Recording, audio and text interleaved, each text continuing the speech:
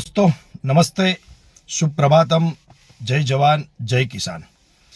मित्रों, આજે તારીખ 8 શનિવાર અને આજે કિસાન સભા મોરબી રવાપર ચોકડી કેપિટલ માર્કેટના મેદાનની અંદર આપ બધાને ભાવભર્યું આમંત્રણ છે।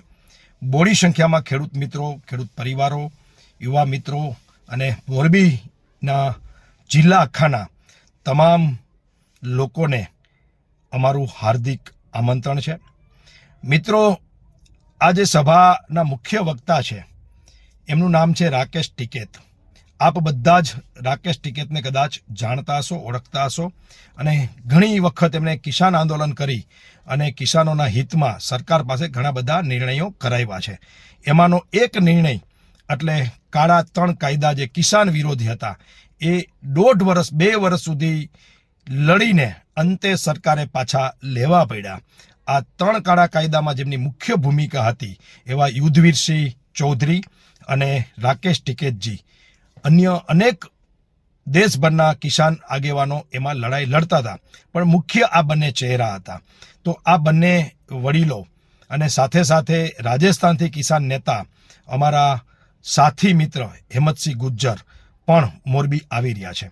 તો આમનો એક કાર્યક્રમ શું છે એ તમે બધા જાણવા માટે ઉત્સુક હોય તો હું એમનો આખો કાર્યક્રમ બતાવી દઉં છું। આજે એ લોકો બરોડાથી બાય કાર નીકળ્યા છે। સાંજે 4 વાગે વાંકાનેર થઈ એટલે કે ચોટીલા બાઉન્ડ્રી વાંકાનેર, વાંકાનેરથી મિતાણા, મિતાણાથી ટંકારા પેલા જે ખજૂરા હોટલ છે ત્યાં તેમનું નિવાસસ્થાન છે। તો ખજૂરા હોટલે 4 વાગે પહોંચશે। તો જેમને પણ રાકેશ ટિકૈતને મળવું હોય અથવા તો એમની સાથે વાતચીત કરવી હોય તો એવા તમામ ખેડૂત આગેવાનોને મારી વિનંતી છે કે 4 વાગે ખજૂરા હોટલ એમને મળી શકે છે। ત્યાર પછી 5 વાગે ત્યાંથી નીકળી અને સીધા જેતપર કિસાન છાવણી જે છેલ્લા 3-4 મહિનાથી આ આંદોલન ચાલી રહ્યું છે ત્યાં મુલાકાત લેવાના છે। ત્યાંની પીડા, ત્યાંના પ્રશ્નો અને ખેડૂત આગેવાનો અને ત્યાંની કમિટી સાથે એ ચર્ચા પરામર્શ કરશે અને જેતપરની અંદર જ એમનું ભોજન છે રાત્રિ, એટલે હું માનું છું ત્યાં સુધી 6 વાગે પહોંચશે। 7:30 ભોજન પતાવીને રાકેશ ટિકૈતજી અને એની ટીમ અને લોકલ મોરબીના બધા મિત્રો 7:30 ત્યાંથી નીકળશે અને 1 કલાક ટ્રાફિકના કારણે આપણે ગણીએ તો 8:30 મોડામાં મોડા સભા સ્થળ ઉપર પહોંચશે, એટલે કે રવાપર ચોકડી કેપિટલ માર્કેટે સભા સ્થળ ઉપર પહોંચશે। આ દરમિયાન આપણે 8 વાગે બીજા જે વક્તાઓ છે એમનું વક્તવ્ય શરૂ કરી દેશું। કાર્યક્રમની શુભ આરંભ 8 વાગે આપણે કરી દેશું।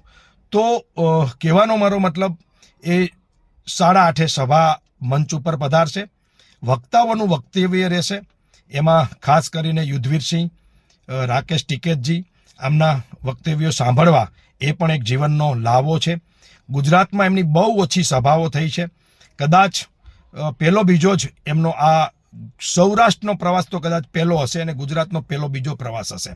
તો આ વક્તવ્ય અને સભા પૂર્ણ થયા પછી એમનું રોકાવાનું એટલે કે એનું રાત્રિ નિવાસ ખજૂરા હોટલ ટંકારા રાજકોટ હાઈવે ઉપર રહેશે, જે ટંકારાથી 1 કિલોમીટર રાજકોટ તરફ છે।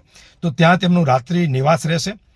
પત્રકાર મિત્રોને એમને કોઈ પર્સનલ યા 1-to-1 ઇન્ટરવ્યૂ કરવા હોય તો પણ આ માહિતી એમના માટે ઉપયોગી છે।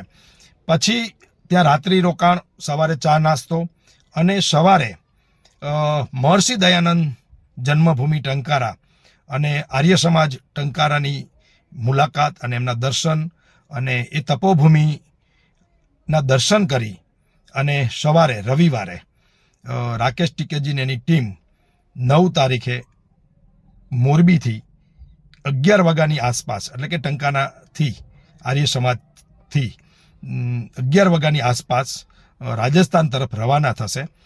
તો આ એમનો આખો કાર્યક્રમ હતો શનિ રવિનો અને આપ બધા મિત્રો ફરીને આમંત્રણ આપું છું। આ કિસાનોનું આંદોલન છે, આનું આયોજન માત્ર મોરબી જિલ્લાના કિસાન મિત્રોએ કરેલું છે, નહીં કોઈ પક્ષે નહીં કોઈ વ્યક્તિએ। તો પક્ષાપક્ષીથી ઉપર થઈને, નાત જાત ધર્મથી ઉપર થઈને આપણે બધા જ આ ખેડૂત સંમેલનમાં પધારીએ અને જે ખેડૂતની પીડા છે કે અમને ભારતનો જે કાયદો છે 4 ગણા વળતરનો, એ ગુજરાતના ખેડૂતોને જમીનની બજાર કિંમતના 4 ગણા વળતર મળવું જોઈએ. એ પછી રોડ રસ્તા હોય કે પછી ઇલેક્ટ્રિક લાઈનો હોય, કેનાલો હોય કે ડેમ બનતા હોય, કોઈ પણ રાષ્ટ્રના વિકાસના જે કાર્યો છે એમાં હર હંમેશ ખેડૂત પોતાની જમીન આપવા માટે તૈયાર હોય છે, પણ વળતર એ એમનો બંધારણીય અધિકાર છે. તો આ બસ લડાઈ આજ છે. કોઈ